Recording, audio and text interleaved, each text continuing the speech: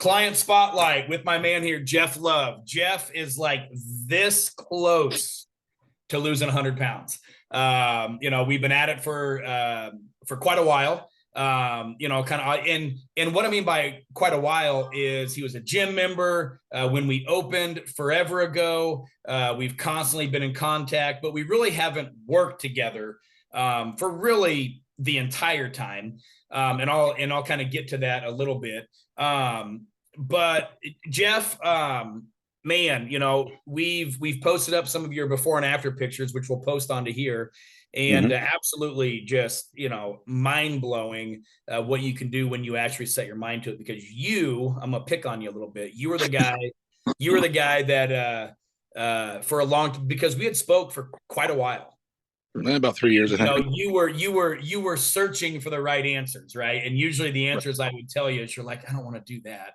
And then, 6 months later, you're like, hey, what do you think I should be doing? And it was kind of the same thing. You're like, yeah, and it's just, and you kind of fought that decision, right? You fought that choice, so to say. But all of a sudden what happened was you made the decision, and holy cow, dude, it was like nothing would stop you. So, hey, tell the people listening a little bit about kind of where you were at, health, physically, mentally, kind of like before we started working together, and, kind of where you were at just kind of mentally and physically.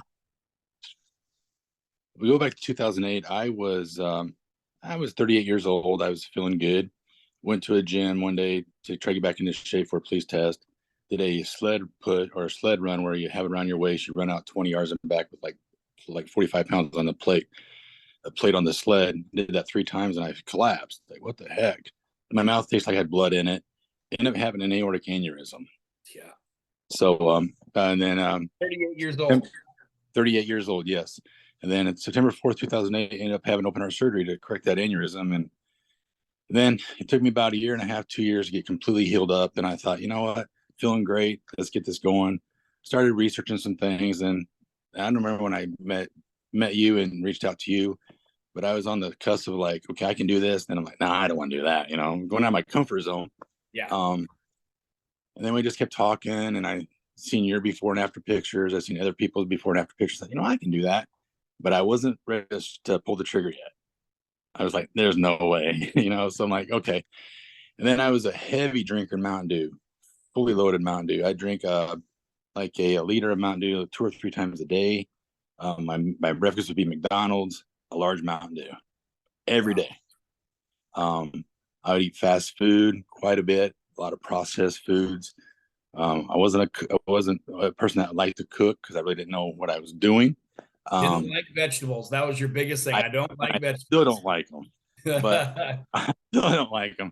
So, so then the girlfriend would cook for me, and she'd make me eat like asparaguses and stuff like that. And I still don't like them, but I'll choke them down as much. Like I'll mix with my potatoes or something and just choke them down if I have to, or I'll do a greens drink. I think I talked to you about a greens drink when I started doing greens drinks. I need to get better at that, but I would drink. I cut out all soda. I haven't had a soda in almost a year now. Next month will be at 1 year. And I drink about 150 ounces of water a day. That's probably been one of your biggest successes right there. Is, again, I mean, those are baby steps, but yet at the same time, that's a huge deal. Most people run around dehydrated. And then again, I mean, a lot of people have seen me, and I'm not going to get into it here, but, dehydration can lead to increased appetite. A lot of people don't understand that. And I think what got me was I was listening to a podcast, I think it was, and I think you set me up with the podcast that sugar is more addicting than cocaine. You can hear, yes, wow. There's been a lot of claims, that say, because I mean, people have a hard time. Yeah, I mean, yeah, because I've heard that from several authors, several podcasts, they do, and there's been studies that would, kind of, go back and forth on that. Mm-hmm. But it's like from, anecdotally, it's like, yeah, people have a very hard time with sugar. I know myself, mm-hmm. I'm a sugar junkie, if I start, I can't finish. So it's just, it's like all or nothing. I can definitely relate with that. Right. And then my meals, I would go down to like 3 ounces of meat. I'd fast, like I'd do an 8 hour of eat, then I'd eat a 16 hour fast. Yep. I never believed in fasting, never really heard of it. I researched it, there's no way it's going to work. Well, it works. But I'd eat only like maybe 3 ounces of whether it be chicken, meat, or whatever. Then I'd eat a little bit of some fruit, and then I'd choke down a green if I Yeah. tried to. Yep. But And then all of a yeah, sudden, I upped your protein. yes, I upped it a ton, yeah, and then we incorporated some days you fast, some yep, days you don't. And we really just threw a bunch at it yeah, because, again, I'm a fan of don't do anything the same every day. right. You know, And that's I, what I was doing I kind before. of like changing it up a little bit. Yeah, So, just because of just sometimes there's just the monotony of the same thing every single day mhm, where it's like, hey, maybe you fast today, maybe you don't, maybe, and it's also based on energy expenditure. Like if I'm going to have you do legs or, more of a strenuous, activity, legs, back, yeah, major muscle groups. It's like, hey, we need to fuel the body that day to make it mhm. optimal for muscle growth, right? So we look at all those types of things. Now, again, we're like right here. We're like 20 We're pounds away close. from that 100. Yeah. And but what have you thought about, like, what's probably the biggest thing that you've learned from when you started till right now? What's probably the biggest thing that you've learned about diet and nutrition and learned about yourself? Diet nutrition. I probably learned that it's not, and I've heard this not only from you but other things. Is I think you always say calories don't make you fat, or carbs make you fat. It's the calories that you consume. I think is what you've always said. Yeah, But just listening to your suggestions and your guidance told me that I can do this.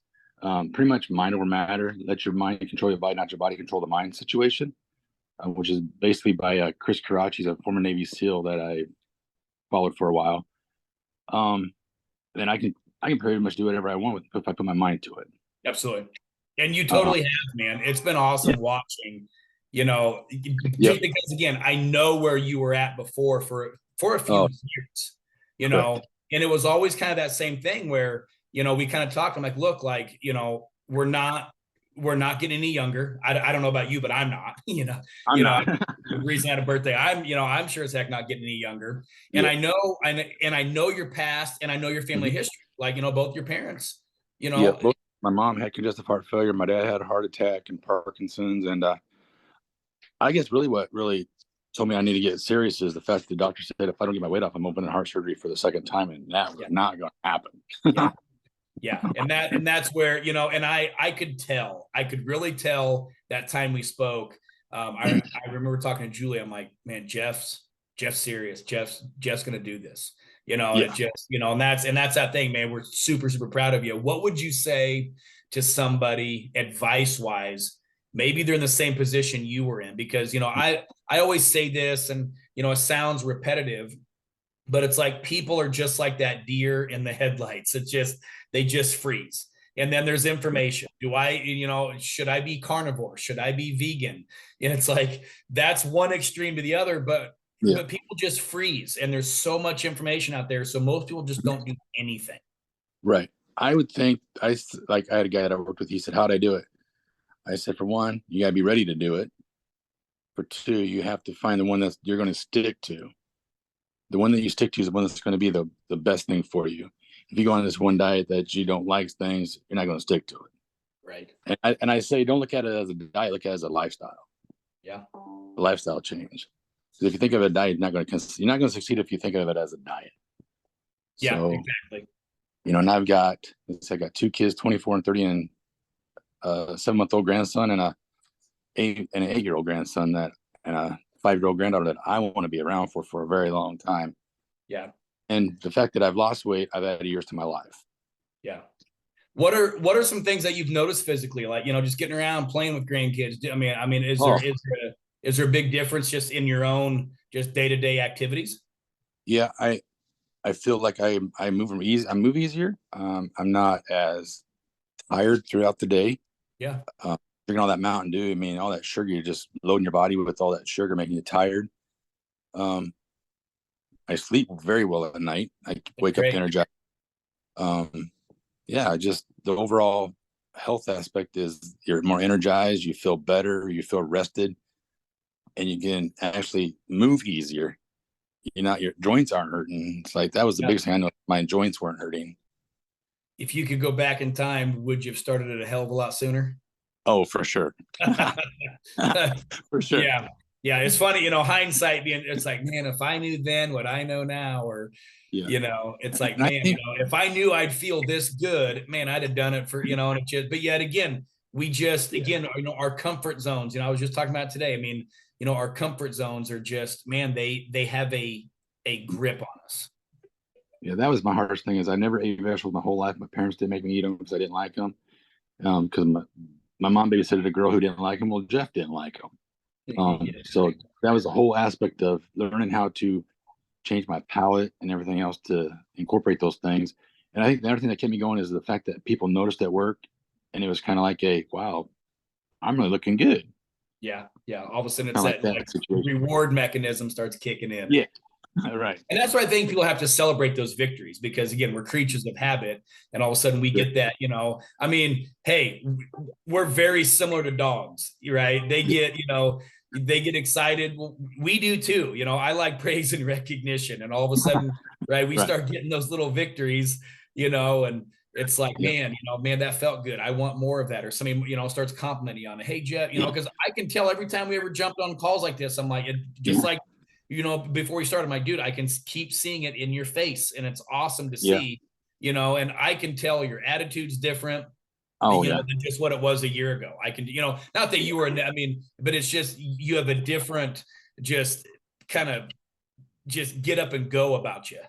Yeah. And I'm a huge Baskin Robbins fan. I found one that I used to go to as a kid, but I get afraid to go because I'm thinking, oh man, if I do this, I know it's going to happen. that's what though, but at the same time, sometimes you just have to. Yeah. But I will not venture to the pop sign. And it's funny too, because when I would drink pop, I'd go right to that pop cooler. Now I go to the water cooler. Yeah, that's awesome. That's awesome. Water. Well, cool. Dude. Hey, I am so dang proud of you. I know from all those pictures we've posted, I have had a lot of people, because a lot of people don't see the behind the scenes stuff. A lot of people always reach out to me, and they're always like, man, that's really cool.